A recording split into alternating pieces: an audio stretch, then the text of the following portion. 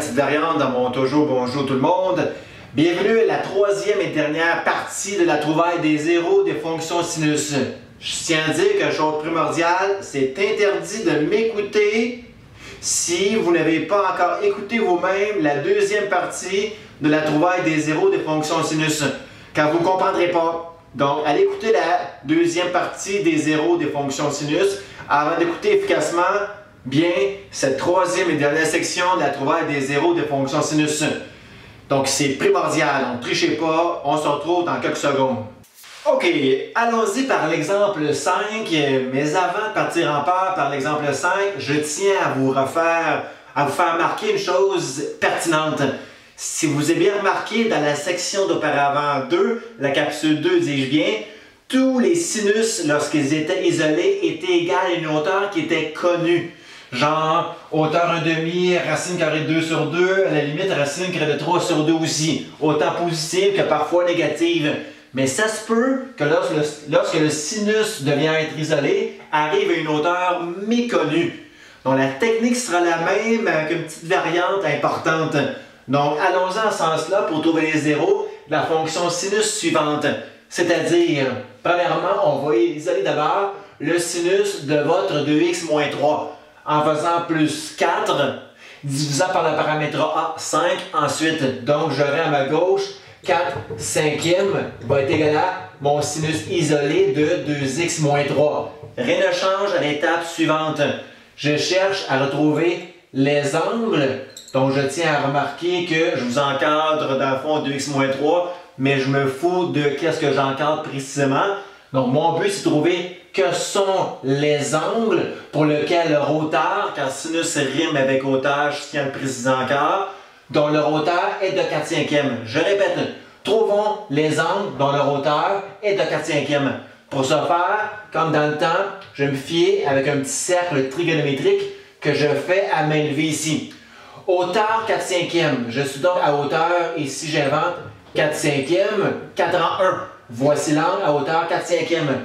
Donc, j'ai un deuxième angle, cadran numéro 2, aussi à hauteur 4 cinquièmes. Ce gros angle, il faut le trouver aussi. Mais si vous remarquez bien, c'est là la grande variante. Je ne connais pas les deux angles à hauteur 4 cinquièmes, car 4 cinquièmes n'est pas une hauteur connue parmi mes hauteurs connues, c'est-à-dire 1/2, racine carrée de 2 sur 2, à la limite aussi racine carrée de 3 sur 2. Donc, pour trouver ces angles, vous n'aurez pas le choix à faire dans ce cas-ci, comme l'an dernier lorsque vous étiez en secondaire 4, c'est-à-dire pour trouver les angles, pitonner, sin moins 1, sin inverse. Donc, ce qu'on va faire ici ensemble, pour trouver le premier angle, vous devez absolument, pour ce faire, pitonner le sin inverse de 4 cinquièmes pour trouver ici que vaut l'angle en question. Donc, pour trouver ce premier angle, je n'aurai qu'à faire sin inverse de mon rapport 4 cinquièmes. Si vous le faites, sin inverse de 4 cinquièmes, toujours en radian, ça c'est crucial, jamais en degré, toujours en radian, sin inverse de 4 cinquièmes, vous devrez obtenir la réponse suivante, c'est-à-dire 0.927 radians. Donc, je vais l'écrire ici, là, radian. Donc, 0.927 radians, c'est ce premier angle ici, 0.927 radians ici. Ça, c'est même pas un radian. Pour le rendre côté aussi proportionnel, si on peut dire, 0.927 radians, c'est même pas un radian. Si vous vous souvenez bien, un radian, c'est environ 57,3 degrés. Donc, voici environ 57,3 degrés. Là, je suis un petit peu en bas de 1 radian avec mon 0.927 radians. Peu importe, voici, croyez-moi, l'angle 0.927 radians à hauteur 4 cinquièmes. Pour trouver l'autre barre, si vous vous souvenez bien, dans une autre capsule auparavant, je vous ai montré que pour trouver l'obtusangle, ou c'est à hauteur 4 cinquièmes, je n'aurai qu'à faire le demi-tour, qui est pour moi ici pi radian, demi-tour pi radian, et j'enlève cet angle. J'enlève cet angle que je pointe. Cet angle est clairement le même que 0.927 radians par symétrie. Donc, je tourne de pi radian. Il faut que je recule, donc il faut que j'enlève 0.927 radians. Donc, vous faites pi moins 0.927 radians. Vous devrez obtenir l'angle suivant, qui est l'angle obtus, qui serait de 2,21. Donc voici cet angle 2,21. Donc voici mes deux angles, 2,21 rad et également 0,927 radians. Ces deux angles encadrés sont à hauteur désirée 4/5. Donc le tour est joué. Donc je vais écrire ici mes deux angles, 0,927 ainsi que le second, 2,21. Ces deux angles égales, qu'est-ce que je vous ai encadré il y a quelques instants? 2x moins 3. Donc 2x moins 3 égale 0,927. Et également 2x moins 3 égale l'autre angle, 2,21 radians. Je n'ai qu'isolé mes x dans ces deux équations. Donc le premier x sera le suivant. Donc je n'ai qu'à faire ici plus 3, par après je diviserai par 2. J'aurai donc à faire le calcul 0,927 plus 3 sur 2. Pitonnez-le. Je l'ai fait avant qu'on s'en jase. Ça devrait vous donner 1,96. 1,96 est le premier zéro à ma fonction sinus. Pareil pour celui-ci, à mon 2,21, j'additionne 3, je diviserai par 2. J'aurai donc la réponse du deuxième zéro qui sera le suivant. Je répète, 2,21 plus 3 divisé par 2, faites assez rapidement. Ça devrait vous donner 2,61. Donc voici mes premiers zéros à mon premier cycle initial. Pour avoir tous les autres zéros dans les cycles qui suivent, autant après qu'avant bien sûr, je n'ai qu'à ajouter la période. Ici, votre B, je tiens à dire, ne vaut pas 1, car le B dans mon équation initiale n'était pas mis en étant simple devant une parenthèse. Donc mon B, en réalité, il vaut 2 dans la règle suivante. Donc, je vais me servir de ce B qui vaut 2 pour trouver ma période qui lui est liée, c'est-à-dire ma période étant toujours égale à 2π sur B. 2π sur ce fameux B qui vaut 2, ça se réduit bien sûr ici juste à dire ma période π. Donc, j'ajoute ma période πn à mes deux zéros, n étant toujours un entier ici, car j'avance d'entier de cycle. Et donc, le tour est joué pour avoir tous mes zéros. Si je récapitule rapidement, trouver les angles à hauteur 4/5, ces angles à hauteur 4/5 n'étaient pas connus, car cette hauteur 4/5 n'est pas une hauteur que je connaissais d'avance parmi mes hauteurs connues ici. Donc, pour ce faire, je n'ai qu'à faire sin inverse de 4/5, je trouve cet angle qui valait à radian 0,927 arrondi là, radian. Si je connais cet angle, je connais l'obtus angle, c'est-à-dire en faisant pi demi-tour, j'enlève 0,927 radian par symétrie, pi moins 0,927, j'obtiens 2,21. Ces angles étaient mes 2x moins 3. J'isole, voici mes zéros initiaux plus période n entier. Voici comment on trouve les zéros d'une fonction sinus transformée aussi burlesque que L. Bon, c'est vraiment comme ça qu'on trouve les zéros d'une fonction sinus. Lorsque la hauteur elle est méconnue, comme c'était le cas tantôt, 4/5. Par contre, si on était dans un examen, ça se peut que je vous demanderais de trouver tous les zéros un après l'autre. Non pas généraliser tous les zéros inimaginables, genre 1,96 plus période πn, 2,61 plus période πn. Ça présente tous les zéros de moins l'infini jusqu'à l'infini. Ça veut dire que je vous demande, si on était ensemble en classe, de trouver, exemple, les zéros individuellement un après l'autre.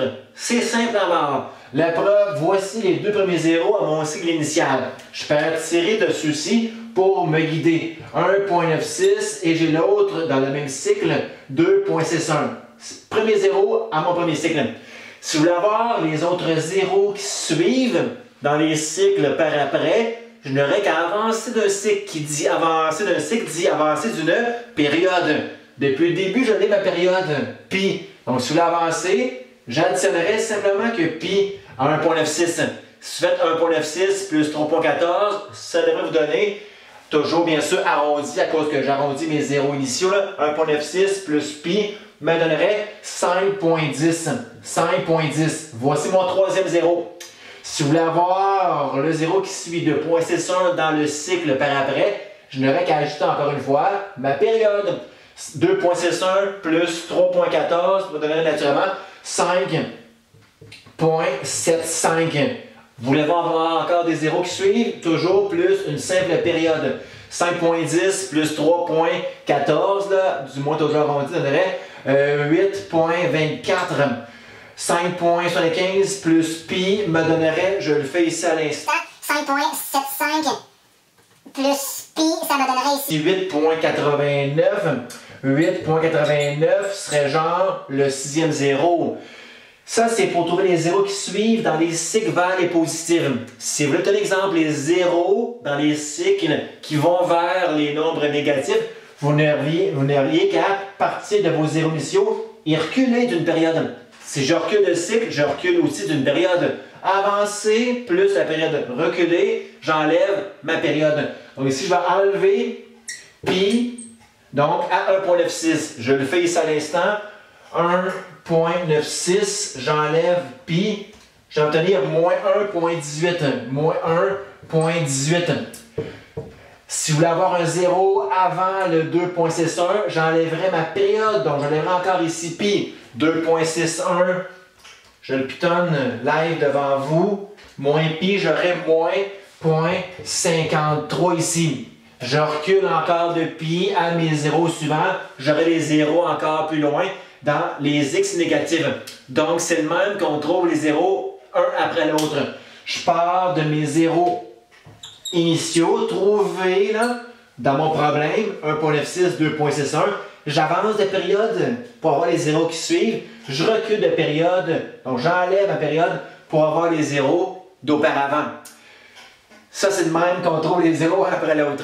Donc oui, Pascal, si nous voulons bien comprendre que ces zéros écrits individuellement étaient bel et bien les bons, on va les voir ensemble dans ce fabuleux graphique de cette même fonction ici qu'on vient d'entreprendre ensemble en l'analysant. Donc, si on veut partir des zéros initiaux, il faut que je parte de mon premier cycle initial, ce fameux montagne trou. Donc, voici mes premiers zéros ainsi trouvés en premier. J'avais bel et bien 1.96. Le suivant était bel et bien dans le même cycle, 2.61, du moins arrondi.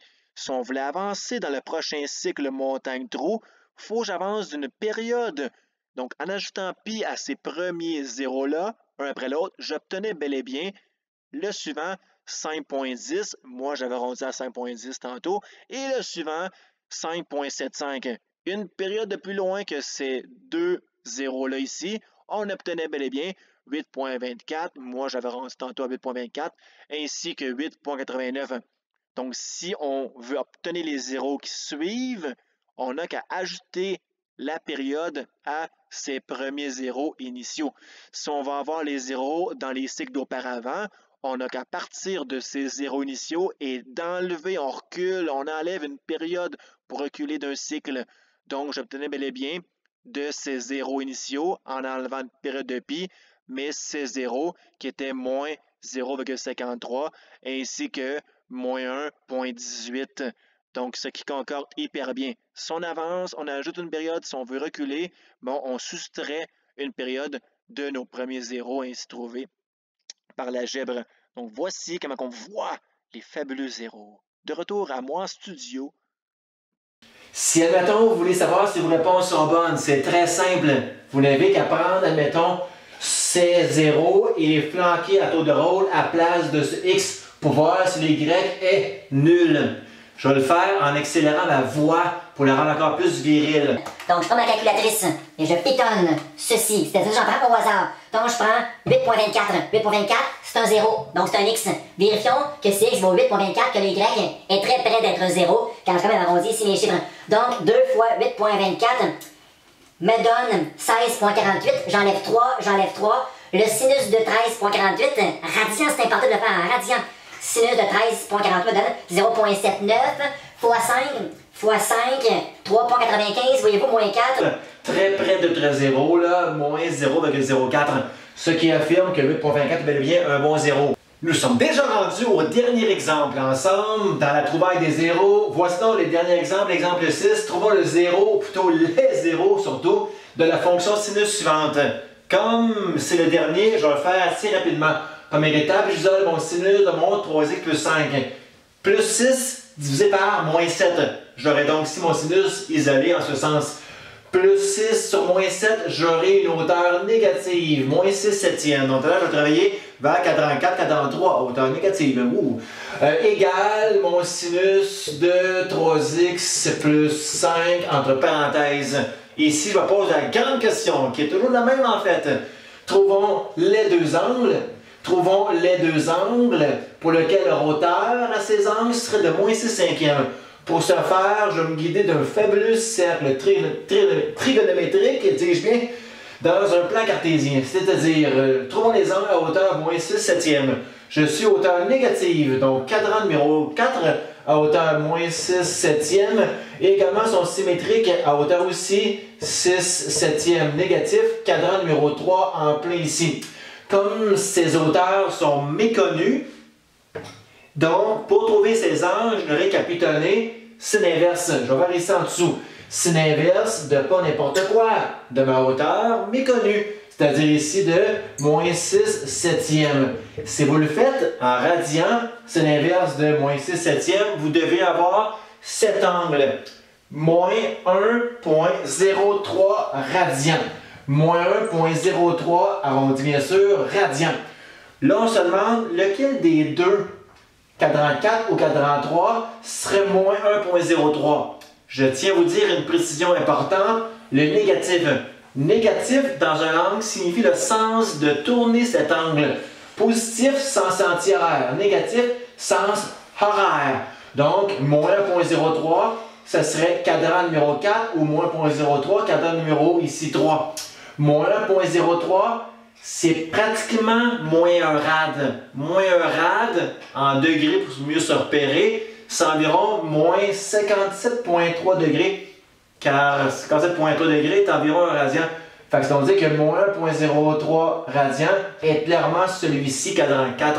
Donc voici cet angle à hauteur moins 6 septièmes, moins 1,03 radian. Pour trouver l'autre de l'autre côté, comme tantôt, sin inverse, je trouve un des deux. Pour trouver l'autre, je n'ai qu'à faire pi moins cet angle. Comme tantôt, je vais tourner de pi radian, je me ramasse ici à l'ouest. Donc pi, là, il faut que j'avance de cet angle que je pointe ici, en bariolé. Pour avancer de cet angle, il faut que j'ajoute un angle. Vous en conviendrez que cet angle, pris positivement, est 1,03 radian. Par symétrie, cet angle vaut aussi 1,03 radian. Donc, pi plus 1,03, j'obtiens cet angle que je vous pointe ici. Donc, toujours faire pi moins, parce que c'est le cas ici aussi. Pi moins 1,03, ça revient à faire pi plus 1,03. Donc, toujours faire pi moins le premier angle pour trouver le second angle. Tout le temps pi moins. Donc, pi moins 1,03, j'obtiens pi plus 1,03 ici. Je vais écrire le calcul le long. Pi moins 1,03, j'obtiens cet angle qui serait de la valeur suivante, 4,17. 4,17 radians. Voici mes deux angles, 4,17 radians, et voici celui-ci, moins 1,03. Donc, premier angle, moins 1,03 radians. L'autre angle, j'ai tourné dans le sens positif, est de 4,17 radians. Donc, ces angles, je vais les inscrire ici, moins 1,03, l'autre serait 4,17. Ces angles seraient égaux à pas n'importe quoi, à cet encadré. C'est-à-dire, trouvons les angles à hauteur moins 6 septièmes, c'est ces angles qu'on jasait. Donc, mes angles en termes de x seraient 3x plus 5 égale à moins 1,03 et pareil pour l'autre, 3x plus 5 égale aussi 4,17. Je brûle quelques étapes, j'isole x dans cette première équation, mon x isolé serait égal, enlevons 5 à moins 1,03, divisé par 3 naturellement, j'aurais mon premier zéro qui serait 2, pour l'obtenir, je l'ai sous les yeux ici, moins 2,01.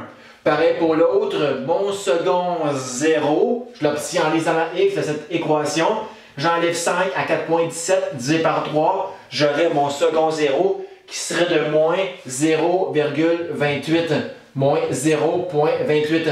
Voici mes zéros en mon premier cycle. Pour avoir tous les autres zéros, je n'ai qu'à ajouter encore bien sûr la période. Là, j'ai besoin de me concentrer parce que mon garçon rit de moi en face de moi. Là. Donc, on ajoute la période qui est toujours désignée par la petite formule 2pi sur b. Le b de la règle ne vaut pas 1, bien sûr le 3. Le 3 étant le b, car le 3 est juste pas mis dans le sein devant ma parenthèse. Donc, si b vaut 3, je n'ai qu'à faire ici 2pi sur 3. Comme que ça ne simplifie pas, je vais laisser bêtement plus 2pi sur 3n pour généraliser le tout à avoir tous les zéros, n étant toujours aussi élément des entiers pour avancer le cycle complet. Comme tout à l'heure, je vous expliquais si bien à l'exemple d'auparavant 5. Voici tous mes zéros inimaginables qui sont à travers la fonction suivante. Voilà! Pour terminer en beauté la trouvaille des zéros d'une fonction sinus par cette capsule numéro 3 des zéros d'une fonction sinus transformée, voici une petite parenthèse que j'ouvre à l'instant. Tantôt, il y en a plusieurs, je pense que ça vous a perturbé que pour trouver les angles à hauteur moins 6 septième, cadran 3, cadran 4, on a fait au préalable signe inverse de moins 6 septième car cette hauteur était méconnue. Donc, on avait un angle négatif, moins 1,03 radian. Ça vous a peut-être perturbé de voir un angle négatif qui tourne dans le sens horaire pour ici avoir moins 1,03 radian. Mais sachez que j'aurais pu obtenir le même endroit dans le cycle métrique, à hauteur aussi moins 6 septième, mais dans le sens positif, dans l'angle positif. Pour ce faire, pour trouver ce même endroit-là ici, à hauteur moins 6 septième, j'aurais pu juste faire ceci. Tournons d'un tour de plus. Donc, un tour, c'est dire 2pi. Et je recule de moins 0,03 rad. Donc, 2pi moins 1,03 radian. J'aurais obtenu le même endroit, à aussi hauteur moins 6 septième. Donc, si je faisais juste ceci, tranquillement, 2pi, et j'enlève à 2pi moins 1,03 radian, on aurait eu cet angle qui serait de 5,25 radians. Donc, 5,25 radians serait aussi, croyez-moi, une hauteur moins 6 septième. Donc, le processus serait fait aussi bien comme tantôt. Je n'aurais qu'à faire ici, mais bien sûr, 3x plus 5 serait égal à cet angle, c'est-à-dire 5,25. Je brûle quelques étapes, j'enlève 5, je divise par 3. Je vais obtenir ici que mon x, un des zéros potables, serait 5,25, j'enlève 5, j'obtiens 0,25, 0,25 sur 3, j'obtiens un nombre de virgules. Le suivant, 0,08. Là, j'arrondis bien sûr comme réponse 0,08. Pour terminer en beauté l'exemple suivant, l'exemple 6, je vais vous prouver que le 0 qui est 0,08 est aussi un aussi bon zéro que les zéros trouvés ici préalablement. La preuve, le 0 qui est ici, il est juste un cycle plus tard que le 0 moins 2,01 obtenu par l'angle d'auparavant moins 1,03 radian. Donc je vais vous prouver que ce 0-là est juste un cycle finalement après le 0 suivant. Si je suis à moins 2,01, pour obtenir le 0 qui suit, je n'ai qu'à ajouter la période plus 2pi sur 3. La preuve, c'est de moins 2,01, donc je vais faire ici, si de moins 2,01, j'ajoutais une période 2pi sur 3, je vous jure, je vous gage ma paye que la réponse sera le 0, 0,08. La preuve, je le fais ici à l'instant devant vous. Avec ma calculatrice, moins 2,01. Ajoutons la période 2pi sur 3. Donc plus 2pi sur 3 et la réponse donne effectivement 0,08 du moins arrondi là, 0,08 aussi, ce qui prouve vraiment qu'on aurait pu faire pour ne pas négocier nécessairement avec l'angle négatif moins 1,03, mais 2pi moins 1,03 pour obtenir l'autre 0 juste dans le cycle c'est-à-dire de par après, pardon, avec 0,08. Donc c'était une autre façon de voir que les zéros sont très bons comme étant ceux-ci. Donc voici les zéros généralisés comme étant les zéros de la fonction suivante. Fait que c'est ça la méthode pour trouver les zéros d'une fonction sinus. En espérant que vous avez bien apprécié la méthode pour les trouver. Je vous laisse à vos occupations personnelles. C'est donc dire qu'on se retrouve plus tard pour d'autres péripéties mathématiques à travers d'autres capsules. Passez une belle soirée, bon matin, bon après-midi, bonne nuit. Donc on se retrouve donc plus tard.